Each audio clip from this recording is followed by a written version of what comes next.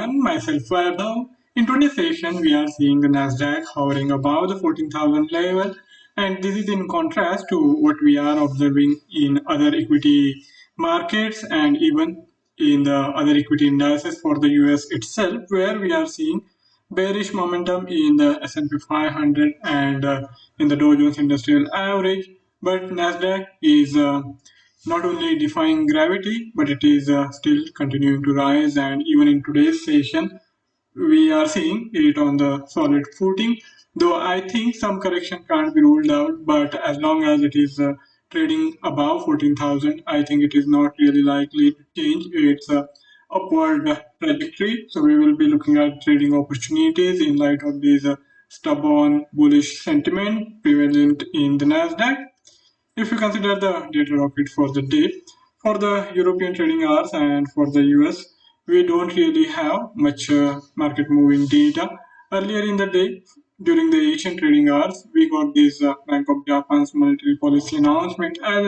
As expected, there were no policy changes. The interest rate has been left unchanged at minus 0.1%, and its quantitative easing program is going to continue as it is.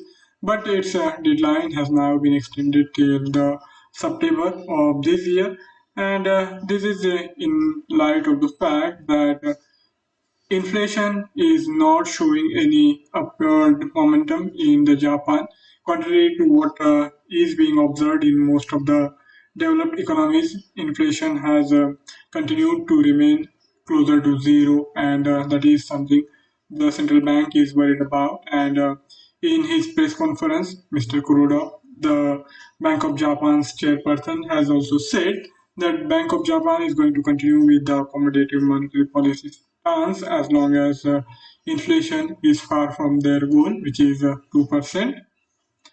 And for the European countries, United Kingdom in particular, we had these retail sales numbers, and there, if you consider the month-on-month numbers, there is some slight decline at 1.4%, but in terms of year on year, the growth is quite good in double digits at 24.6%. That's mainly because of the low base effect.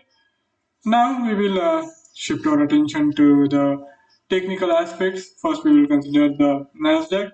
Then we will also see how the Euro USD is behaving in today's session after the steep decline of more than 200 pips in aftermath of FOMC monetary policy announcement. We will see what are the levels which we can rely on while looking to trade in the Euro USD.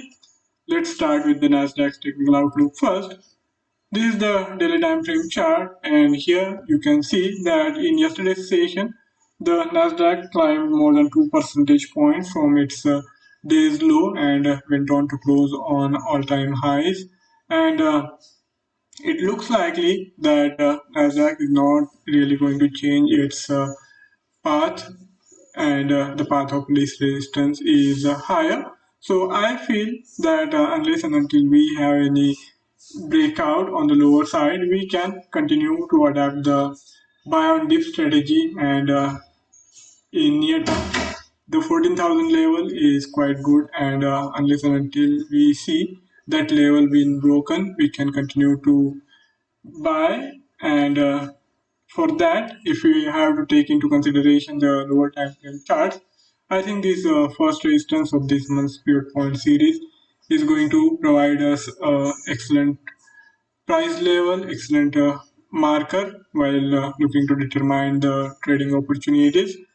Both these factors, both these technical parameters, the regression curve as well as the pivot point series, is pointing to the bullish undertone in Nasdaq. And if we consider this yesterday's move, I think given the fact that move was fairly sharp and it went on to erase all the losses observed in the prior day, I feel that this consolidation level of around 14,000 is going to hold the key. And as I said earlier also, unless and until we have the break below that level, we can continue to adapt the buy bullish stance, and for that, if we want to trade, we will have to rely on these convergence area of 50 and 100, where we have this support coming in play. We also have these consolidation lows. So this is the price range which I feel is likely to provide the support to the Nasdaq, and on the lower side we do have this 200 SMA also. So all in all, this is the strong support for the Nasdaq, and as long as that is intact, we can continue to be hopeful of its bullish momentum. And in light of that, if we see some sort of correction in today's session, which takes the Nasdaq lower, closer to these prior consolidation lows, and after due consolidation, we can again think about initiating the new trade. And the requirement is going to be that we should wait for this correction to deepen to some extent at least, and after that, if it doesn't really break below this immediate support, then I think in that kind of scenario we can go for the new trade whenever we see some bullish momentum kicking back in for the Nasdaq. And the stop loss can be kept lower than this 200 SMA. I think the stop loss anywhere closer to these prior swing low, yesterday's low, should be good enough. So for entry anywhere above the 14,000 mark, the stop loss will work out closer to the 14,000, not 14,000, 13,900, or just little thereabout. I think we will have to keep in mind the band of 13,900 to 13,950. And for the entry, this support area, the price band of around 14,000 to 14,050 can be considered for the buy trade. And on the higher side, we can expect this formation of higher highs to continue. So naturally, we will have to target the move beyond this immediate high, the today's high, which is there around 14,200. So I think the next target can be kept closer to 14,250 or more than that, and that is going to get us the risk reward ratio of 1 is to 2, or even better than that, depending on where you make the entry. Now, moving on to the currency segment, we will see what's happening in the Euro USD. This steep decline in the Euro USD has resulted in the break below this prior consolidation low of 1.200, and that was the target when I had done the session a couple of days back, where we were looking at the possibility of Euro USD's decline deepening, and as anticipated, it did happen. But even beyond our anticipation, we saw this decline extending all the way towards 1.90. Now I feel this 1.20 area is likely to act as a resistance. So in near term, we can continue to look for the short sell trade, but that means we will have to wait for some time and allow some retracement or at least some consolidation to happen before initiating the new trade.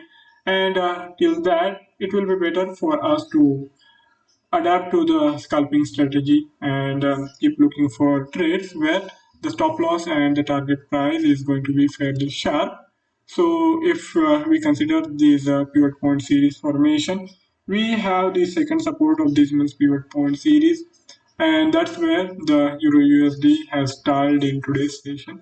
It found some buying on the lower side closer to this 1.188 level, and for the time being it is trading above 1.190. So I feel that we can continue to look for some buy trade, but of course this is not kind of a swing trade where you can be confident of holding it to 2 3 days, but purely from the intraday perspective. And even today, we have to keep in mind that today is a Friday's trading session, so we don't really have much time left, but still some trades can be taken, and not much risk should be taken, so you should keep the lot size light, and then in that case you can take some risk here while keeping the stop loss just little below the low, anywhere closer to this S2 of this month's pivot point series. The undertone is bearish, but given the fact that we have already seen substantial decline I think some retracement is quite probable, and that's what we are betting on. So, if you want to trade in today's session, try to buy as close as possible to this day's low, and on the higher side, we can expect the Euro USD to again try to get back closer to the 1.192 level or just little above that, and it is likely to stay in consolidation phase till we see this 50 SMA catch up with the price action, and that means we are not really looking at big price moves here. And even if you are going for a trade, you should be keeping your stop loss fairly sharp. Maybe 10 pips, 15 pips at max should be good enough. And the target price can be of 20 to 30 pips depending on your stop loss. And I would say that try to make sure that the risk reward ratio is 1 is to 2 at the bare minimum. So that's my take looking at the current price formation of the Euro USD. If any of you have any query or any idea to share, you can write to me in the feedback section and I would be more than happy to take the discussion forward. Before I sign off, I would also like to remind of the risk associated with trading in the financial instrument and one should be careful while using the information provided. Have a fabulous day ahead. See you next time. Till then, goodbye.